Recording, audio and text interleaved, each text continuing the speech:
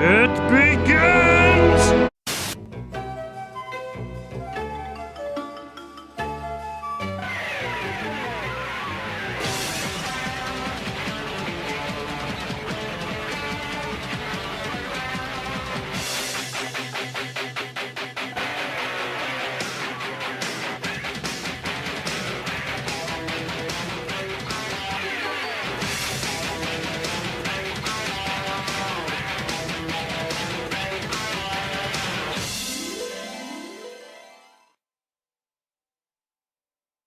This is the first issue of the newest Ms. Marvel Kamala Khan series. Her previous one ended last month with the writer that is best known for writing her, G. Willow Wilson, finishing her run with the character. Ms. Wilson is now working on Wonder Woman for DC Comics. Before I begin, I should give a brief rundown on just who Kamala Khan is.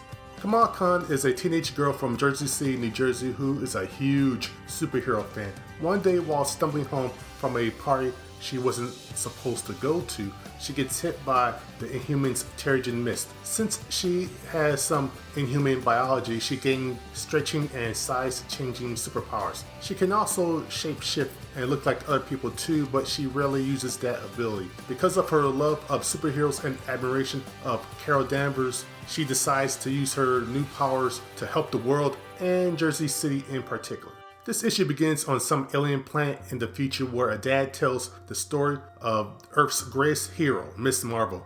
Yeah, it looks like the writer Saadin Ahmed is going to use that type of storytelling framing device. Anyway, over the course of the issue, we see Kamala fight a villain, recap how she got her powers in only 3 panels. Pretty impressive. Argue with her parents, fight another villain, and see some gloop. You'll know what I mean when you read the issue. The issue is basically a day in the life of Kamala, hanging out with friends, fighting villains, and dealing with trouble at home. Art-wise, it looks good and no one suffers from the same face, different character syndrome. Everyone resembles their original character designs, and artists Minku Jung and Juan Velasco are able to put their own spin on the designs. That said, I have a couple issues with the art. One, the coloring at times is a bit off. Since Kamala and her family are dark-skinned, you'd expect the skin color to be various shades of brown. Except, unless my eyes are deceiving me, there are times when they appear to be red. I'm starting to get flashbacks from New Mutants, the Demon Bear saga again. The other problem I have with the art is that it appears to be too conventional. It reminds me of the old DC Comics house style. That isn't inherently wrong, it's just that since her debut issue in 2014, she's had a more compelling art style in her series. A great example of this would be the final issue of her last series. Several artists worked on it. Each style was unique and striking. I'll give this series a few issues to see if the art grows on me. Maybe the artist's art will evolve during that time as well. Writing-wise, the plot is just okay. While the cliffhanger is really interesting, I've already noticed a problem. Kamala Khan. Right out of the gate, the previous writer, G. Willow Wilson, made Kamala a fun and engaging character. She was funny, energetic, a bit of a dork, could be moody, but also had a lot of heart. She resembled Peter Parker, but in a different way, if that makes any sense. Here, as in with the Champions series, she just seems way too serious. When G. Willow Wilson isn't writing her, it seems writers try to make her character to resemble Carol Danvers. Yes, Kamala is probably Carol's biggest fan. I mean, she took over Carol's previous moniker. But that doesn't mean that she should be written like her. After all, Peter Parker and Frank Castle both admire Captain America, but they don't have the same personality as him. The director's cut is 119 pages long and includes a few variant covers, thumbnails, character designs, and cover sketches. What's interesting is that the original script is put in here as an extra. To also pad out the issue, the art process is in here as well. By that I mean the original pencils, then the inks, and then finally the color is shown in this issue. I'm not sure how many people are gonna like that, but as an artist, I find it interesting to see how much an inker can change another artist's work. Is the book and the extras worth the $3.99 price? I'd say yes. Comics already nowadays cost $3.99, so to get anything else along with that is a plus. That said, I wish there were more. I wish there were things like maybe an interview with G. Willow Wilson before she left the series, and an interview with the oncoming writer.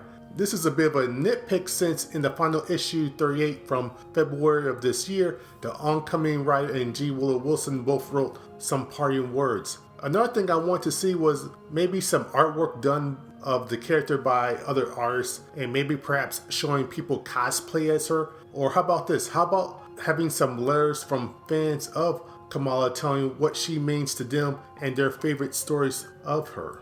The extras of the book just seem to be like a missed opportunity. If I had to grade this, I would give this issue a C. This issue has an interesting plot point introduced, which has been spoiled by Marvel Comics in promotion for this issue.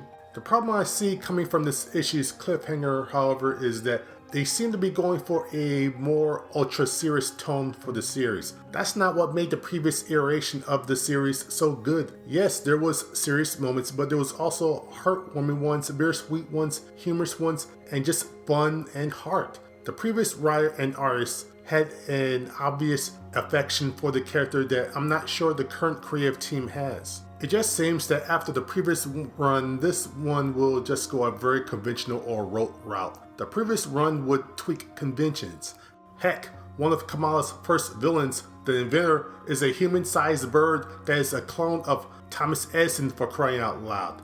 You know, I keep referring back to the previous run of the character and issue 38 in particular. While that might not seem fair, I think it is. Kamala Khan is a likable, relatable character. She's not a miniature version of Carol Danvers. She's her own being.